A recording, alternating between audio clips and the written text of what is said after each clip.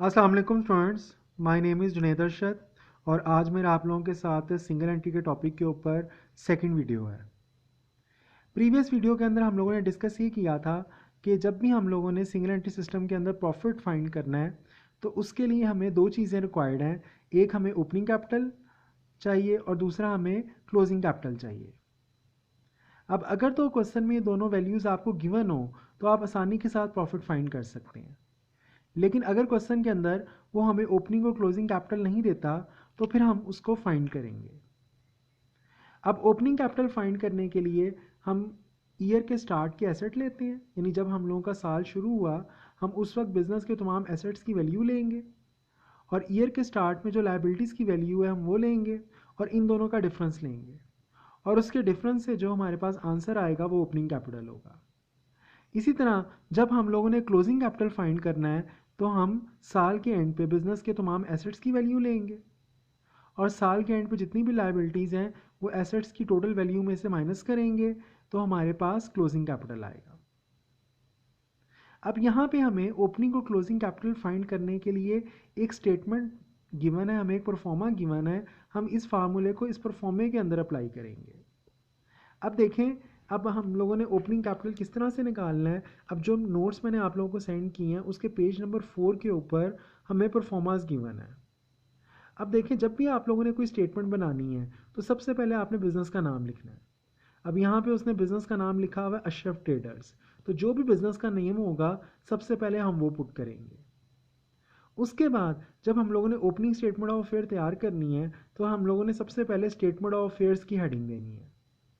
अब चाहे आप ओपनिंग स्टेटमेंट ऑफ अफेयर बना रहे हैं चाहे आप क्लोजिंग स्टेटमेंट ऑफ अफेयर बना रहे हैं, आपको साथ ओपनिंग या क्लोजिंग का वर्ड लगाने की ज़रूरत नहीं है, क्योंकि वो डेट से पता लग जाएगा कि ये ओपनिंग है कि क्लोजिंग है। इसी तरह एज एट लिखने के बाद जो ईयर के स्टार्ट की जो डेट है वो हम पुट करेंगे। अब जो लेफ़्ट साइड है वो हमारी एसेट साइड है और जो राइट साइड है वो लाइबिलिटीज़ और कैपिटल की साइड है, और ये दोनों साइड्स हमेशा इक्वल होती हैं। अब जितने भी एसेट्स होंगे वो हम लेफ़्ट साइड पे पुट करेंगे और जितनी भी लाइबिलिटीज़ होंगी वो हम राइट साइड पे पुट करेंगे और उसके बाद हम एसेट्स में से लाइबिलिटीज़ को माइनस करेंगे तो हमारे पास कैपिटल आ जाएगा। और ये कैपिटल आपका कौन सा कैपिटल है? ये आपका ओपनिंग कैपिटल है, क्योंकि हम लोगों ने साल के शुरू के एसेट्स और लाइबिलिटीज़ को पुट किया है। इसी तरह बिजनेस के अंदर जब हम लोगों ने क्लोजिंग कैपिटल फाइंड करना है तो अगेन हमने बिजनेस का नेम पुट किया अशरफ ट्रेडर्स, उसके बाद स्टेटमेंट ऑफ अफेयर्स की हेडिंग दी और एज एट लिखने के बाद साल के एंड की डेट लिखी। अब जब हम लोग क्लोजिंग कैपिटल फाइंड करेंगे तो जितने भी एसेट्स होंगे ईयर एंड पे वो हम लेफ़्ट साइड पे पुट करेंगे और जितनी भी लाइबिलिटीज़ होंगी, लाइबिलिटीज़ में एक लाइबिलिटी उसने यहाँ पे हमें क्रेडिटर्स दी हुई है वो हमने पुट की और एसेट के टोटल में से लाइबिलिटी को माइनस किया तो जो डिफरेंस आया वो हमारे पास कैपिटल है। और कैपिटल लिखने के बाद दोनों साइड्स क्या हो गई? इक्वल हो गई। ठीक है, यानी हमें पता है कि बिजनेस के अंदर एसेट्स और लाइबिलिटीज़ और कैपिटल हमेशा आपस में इक्वल होते हैं, तो जो एसेट साइड का टोटल होगा वही आप लाइबिलिटीज़ और कैपिटल का टोटल भी पुट करोगे और एसेट्स के टोटल में से लाइबिलिटीज़ को माइनस करोगे तो जो डिफरेंस होगा वो हमारे पास क्लोजिंग कैपिटल होगा। तो इसी तरह हमने देखा कि चाहे हम ओपनिंग कैपिटल फाइंड करें चाहे हम क्लोजिंग कैपिटल फाइंड करें, दोनों का परफॉर्मा सेम है। सिर्फ फ़र्क क्या है कि ओपनिंग के वक्त हम लोगों ने ईयर के स्टार्ट में एसेट्स और लाइबिलिटीज़ की वैल्यू लेनी है, लेकिन जब हम लोगों ने क्लोजिंग स्टेटमेंट ऑफ अफेयर बनानी है तो हम लोगों ने ईयर एंड पे एसेट्स और लाइबिलिटीज़ की वैल्यू पुट करनी है।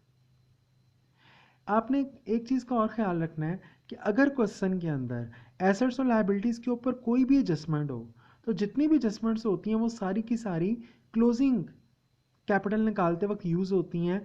ओपनिंग कैपिटल निकालते वक्त कोई भी एडजस्टमेंट यूज़ नहीं होती, क्योंकि देखें अगर हम लोगों ने 1 जनवरी को बिज़नेस स्टार्ट किया है तो जब 31 दिसंबर को हमारे बिज़नेस के जो एसेट्स हैं और लाइबिलिटीज़ हैं उनकी वैल्यू में चेंजेस आ गई होंगी, तो सम टाइम वो कुछ चेंजेस तो हमें करके दे देता है और कुछ वो हमें एडजस्टमेंट के थ्रू बता देता है, वो हम खुद अप्लाई कर देते हैं।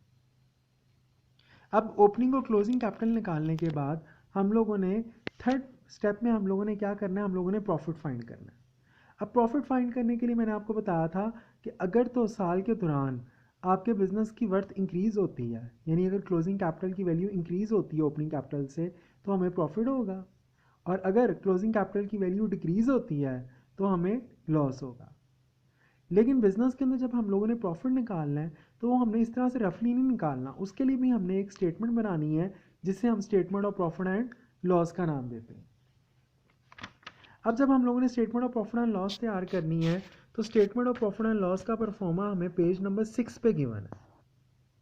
अब statement of profit and loss हम लोग कैसे तैयार करेंगे?